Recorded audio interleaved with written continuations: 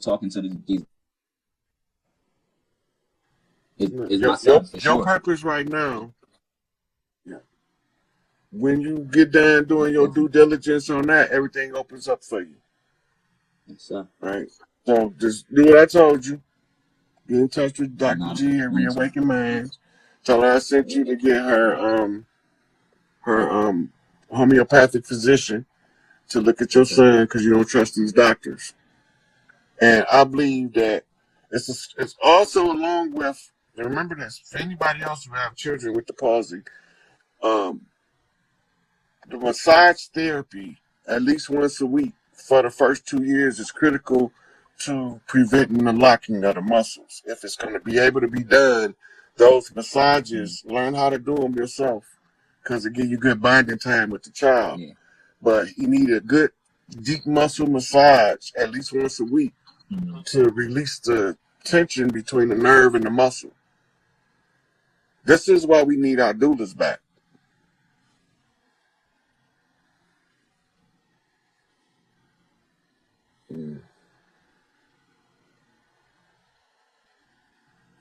So they can drop him out. I'm take in sister. This might take us out the door, y'all.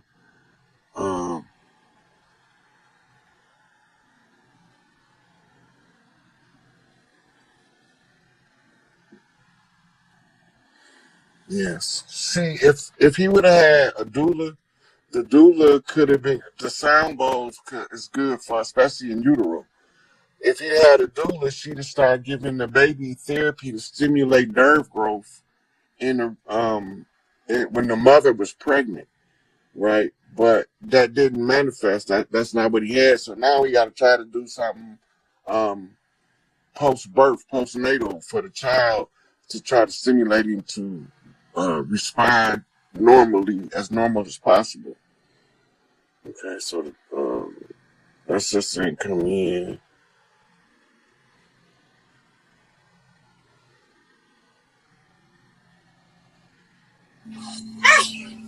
Greetings. Greetings, guys. How you doing? I'm pretty good. I'm just listening to all our people speak about the traumas that we're experiencing in these hospitals. And I spoke on this before in a live with you of how important it is for us to get our babies born the right way. And in order for us to do that, we have to get away from these facilities because they are literally causing so much trauma and pain upon us, we don't even understand. But my problem is our people don't even know that it's a problem. So how do we even address that issue? Because they don't even know that it's a problem. Right. So a lot of them not going to know it until they start arresting doctors for medical malpractice that's been covered up by insurance companies. See, that's what... Oh, my apologies. Go ahead. Yeah. So once they start seeing the level of doctor collusion with insurance companies, and they start seeing the level of collusion between doctors and pharmaceutical companies that pay doctors advertising fees for giving scripts out for certain medications, whether you need it or not. Yep. So they're giving people medication to treat a kidney disorder they don't have. And the side effect is the prolonged treatment of the kidney. There's nothing wrong with it. Makes the kidney become defective. And see, this is the thing. Like, our minds are very powerful. And when we go to them and allow them to infiltrate our births, they can tell us whatever they want to tell us. And people don't understand how traumatizing those ultrasounds are to the baby. A lot of the problems that our babies face is dealing with those ultrasounds. It destroys the brain tissue. It destroys the organs. We're not even giving our babies a chance when we do that. This is my baby right here. Can y'all see her? Hey, little lady. Okay, so she sparked my awakening. She was born August 24th, 2017. Now, when I was pregnant with her, I was 22 weeks pregnant with her, and they told me, I was getting ultrasounds. I didn't know. I was ignorant. I didn't know. So I was getting ultrasounds with her, and all of a sudden, the technician walked out. Five or six white coats walk in the room, and they're like, and I'm looking at them. None of them look like me. So they're like, well, your baby is showing no bridge in the nose. We're seeing calcium build up in the heart, which is indicators that your daughter has, your baby has autism. I mean, not autism, Down syndrome. question they ask me is, do you want to abort? And I'm like, hell no. I'm like, whatever's going on with her, that's my child. I'm going to deal with it. I'm not aborting. So then a week later, they called me and they're like, well, can we do an amniocentesis? Amniocentesis is when they take that long needle and stick it through your womb to extract amniotic fluid. So I felt like knowing the information that I know now, I feel like they were trying to basically kill my baby because they knew what was coming through my port. Yeah, so there's a technique of fetal assassination is what it's called. They use a long needle and pierce the brain of the fetus. Yep. And when they pull the needle out, you'll be all right for a while. But the baby is now hemorrhaging in the brain and you don't know it, and the doctor ain't gonna tell you. Yep. And so it's like I extend my knowledge to pregnant women. I work in a hospital, and it's hard for me to be there. It's hard for me to go to work every day, but so many of our people are there. I feel like I have to be there. And I messaged you the other day, and I was telling you like how overwhelmed I am. I know that I have a job here to do, but I'm overwhelmed. Like, it's a lot, and I really don't know how to balance that out right now. Well, the first thing you got to do is be the observer until you know what to do. You might be there only to talk to certain people. So don't feel no type of way if people don't feel like they're listening, but listen to your energy draw you to who you need to talk to. And that's what's been happening. And the people that the universe has been attracting me to was on vacation, and maybe a week later she went in the hospital with heart failure. And so they was telling her she needed to have open heart surgery. They gave her like 1,000 fucking pills that they wanted her to take. So the people at the job was telling her, you need to talk to Anya. You need to talk to Anya before you do all of that. Long story short, I saw her maybe 2 weeks after that. I gave her a herb blend that deals specifically with the heart. 2 weeks after that, I saw her in the corridors, and she was like, I went to the doctor and they assessed my heart. And they asked me, like, how's the medicine and stuff working? She told them, I haven't been taking the medicine. I went the natural route, the herbal route. And they told her, whatever she's been doing, keep doing it, because her heart was looking 100% better. And it's like, if our people just trusted the process, we will be so much better. Like some of our people question herbs, but we don't question what these doctors giving us. Like, question them motherfuckers like y'all question us. You know what I'm saying? Yeah. Well, see, I tell them to question me for a reason. And I want them to, because if I can get them used to questioning me, and they going somewhere where they wasn't asking questions before, it'll become habit. It'll become habit. So let them question me. Come on with the question. I want you to be in the habit of asking the motherfucker, okay, so what is this supposed to be doing? Yep. How is this supposed to work? Yep. And I break it down to them just like that. And then I question them about, now I want you to ask your doctor these same questions about what these pills are doing to your body, because they might be giving you something for high blood pressure, but it's fucking up your liver and your kidney. So what are we supposed to do when you can just take the natural herbs, which we have gotten away from trusting, but we trust these niggas. Now, how can something that they made in a laboratory be better for you than what God created if they're supposed to do the same thing? Exactly, but our people have been so far away. Like, they trust these people, and I'm making it my goal to show them why they should not trust them. So. Well, it ain't so much of that. Revamping the system. This is why we're gonna be systematically revamping the system. They can't stay here murdering motherfuckers on the medical bed. Yep. What the we might as well leave the police here. Exactly. And this is the thing too, like we damn, I lost my train of thought. Fuck. But it's okay. It just escaped me that quick. Oh no, there it go. So when you was talking about the whole network system, we have to realize whenever you're in a network, these are these people's friends. They're going to send you to their friends so that their friends can make money off of you. So it's not like they're sending you to somebody because they want you to be better. No, they want their friends to make money too. So like that's we got to get away from all of that shit. And I'm just so ready for this shit to come to a head because I can't do it no more. Well, first of all, first thing we're going to do is people not going to have to pay for medical care. And it's gonna be more of family doctors, that each family gonna have their own physician. Every family gonna have to have their own physician. Somebody in your family better go to school to be a doctor, because you're going to have a physician in your family, or you better send one of them girls out to marry one, because you're gonna have a doctor in the goddamn family. Well, my mom and my sister are both RNs, so we got it legit over here, and both are into like natural holistic care. Right. So when we go back to the family structuring, like, you know how you put elderly in the nursing home now? You know that we're still in the Big Mama house. Can I tell you, aunties that's learning caregiving that live with Big Mama? That's where they practice it. So I'm glad you mentioned that, because it just sparked something to my memory. My grandmother transitioned last year, and 2 years prior to her transitioning, she was in a assisted living home in Michigan. So I went to me and my family went to visit her. We're in Chicago. We went to visit her out in Michigan, into the facilities. And so what we had to do was stand outside her window. So as we were standing outside her window, I was guided to pick up the rocks that were below her window.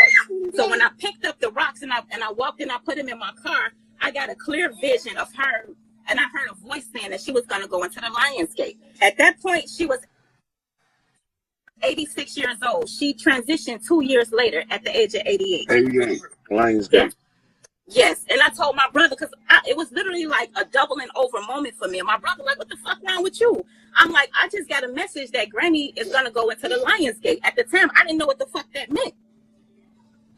So I'm like, you know, it gets crazy over here. And then, like, maybe a month ago, my mom was having some allergy issues, so I made her a blend for her allergies. And I'm like, okay, I was doubting myself. I kid you not. I was sitting right here in my bed where I am right now. My grandmother appeared right in front of me and told me, what is your problem? You better trust yourself. And I'm looking like, what the fuck? And my daughter was sitting on the chair right there. She was like, what, Mom, what? But I was in a trance, like, listening to my grandmother. And she was like, we got you. We're not going to let you fail. And I'm like, who is we? And her sister who transitioned after her stepped forward, and she said, we got you. Trust yourself. So I'm just like, whew. But yeah, it's somebody said something about C-sections.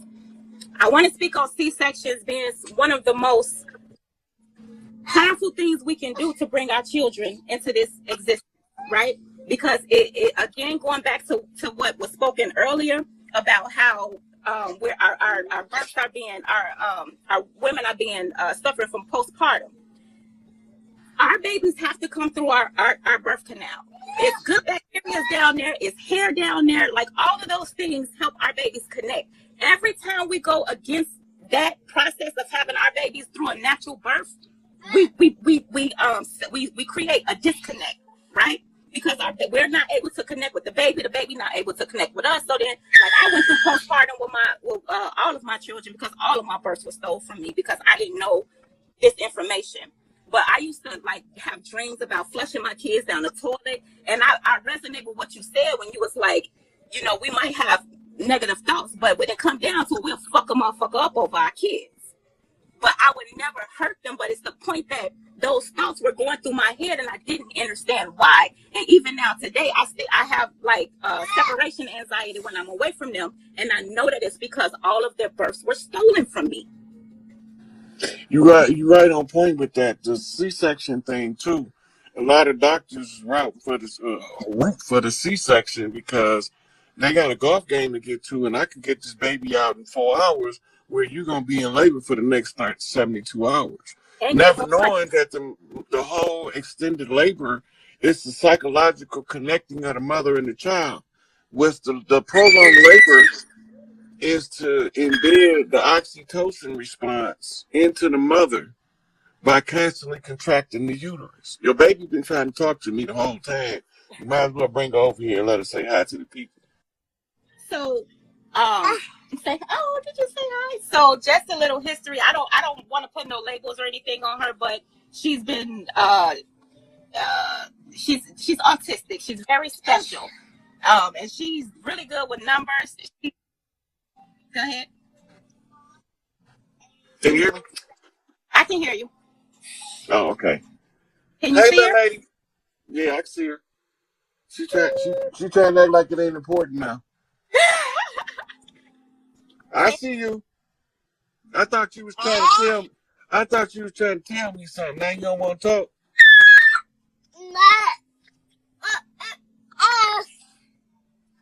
I got you, sis. Somebody said never label her. I got you, but I just wanted to let you all know how special she is, but I didn't know any other way to explain it other than what, than using that term. But I know different than that. But yeah, she's definitely amazing, and right now she's choosing not to use this language. But I'm telling you, she speaks to me through my dreams. She speaks to me like telepathically. She talking to me now. She want me to know what she talking about, how she say it, not how we want her to say it. Ain't that right, sweetie? See? Yeah, somebody understand me. Yeah, and then like when most of the time, I'm gonna just be honest with you, I connect better with her when I'm chiefing, and when I understand what she's trying to convey to me, you can see the joy, you can see the excitement with her. Like, damn, my mama get me, my mama understand me. Yes, she's one of the defiant ones. She's rebelling against this slave language. Yep, and that's what she told me.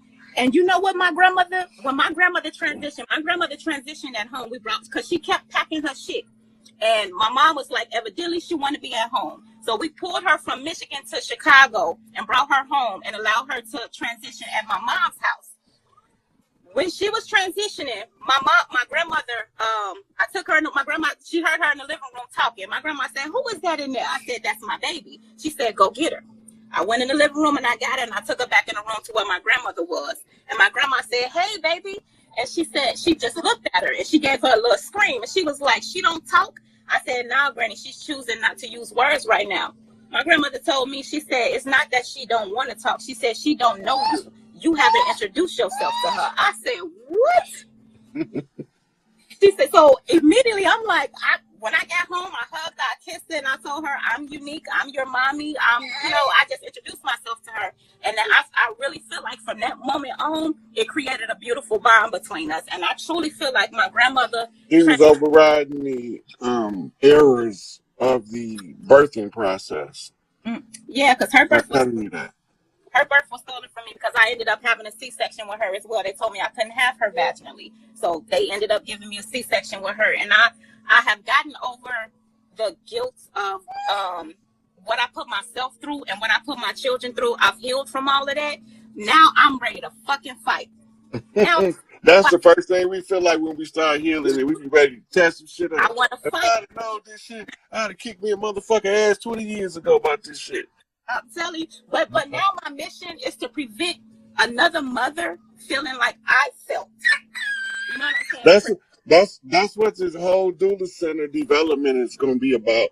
When we get done reclaiming our shit, because we not doing this shit. Mm-hmm.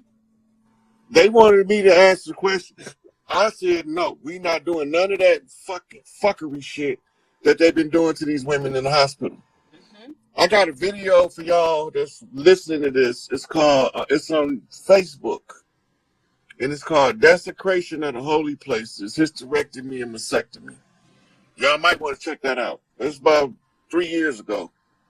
I am a Virgo. Oh, that's my sis right there, OG. I am a Virgo.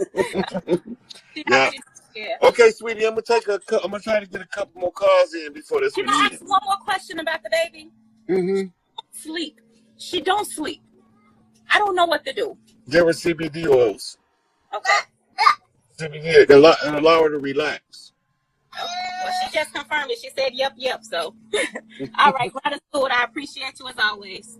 Okay. All right, how do I get out? Here.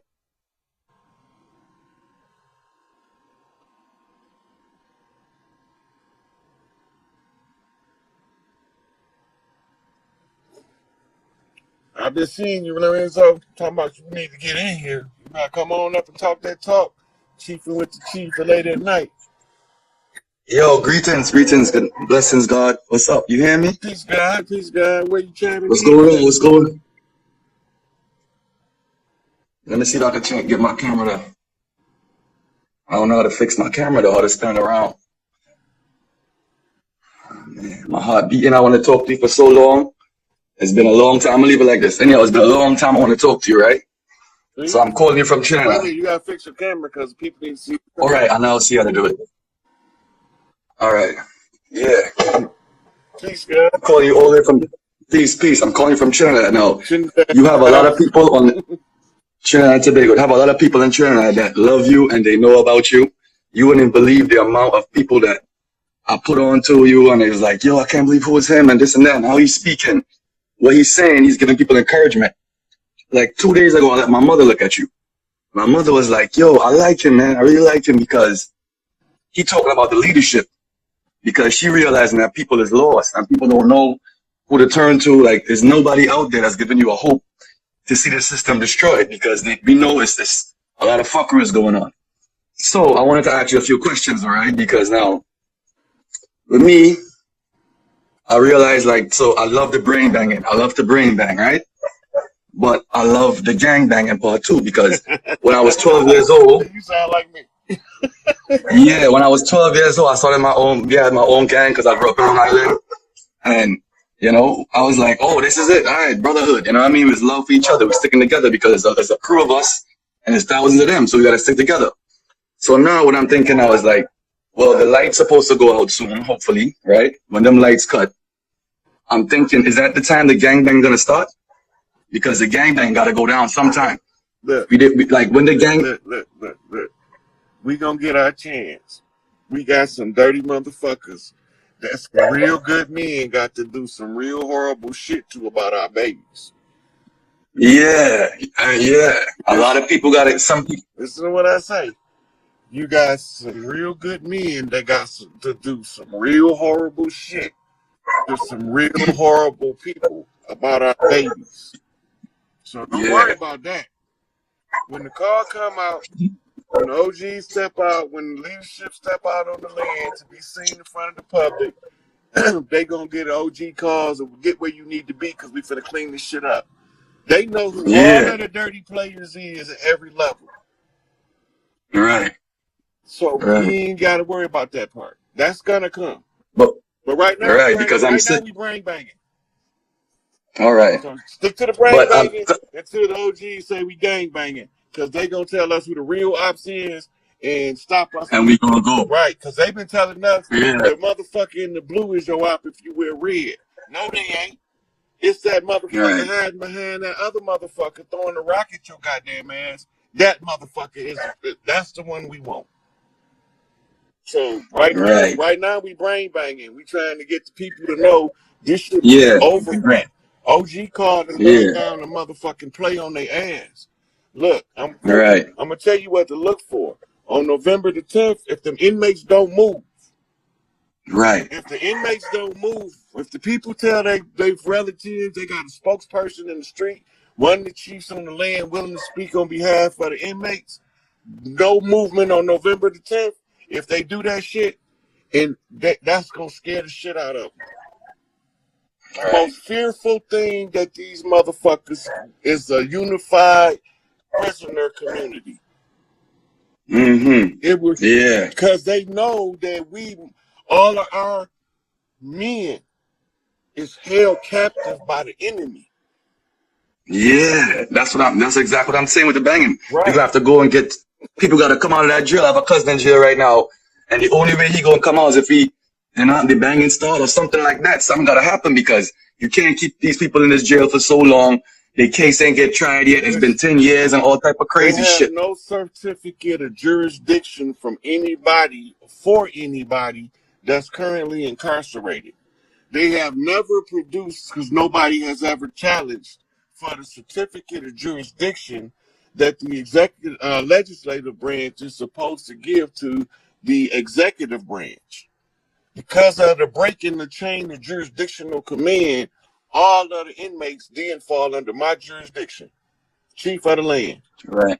So now I told them motherfuckers, when the inmates don't move when the OG car go out, the Crips ain't gonna move, Bloods ain't gonna move, bikers ain't moving, Stones ain't moving, Vice Lords ain't moving, And all of the neutrons, they're gonna understand the situation, so they not moving. Right. Right. So then when they go talk to them, because they always want to know who's behind it, who the one told y'all no movement, and they say, well, this is an OG call from the street. And I'm not talking to nobody but Farrakhan, Malachi York, or the three chiefs. Other than that, Right. don't send nobody knocking on my door to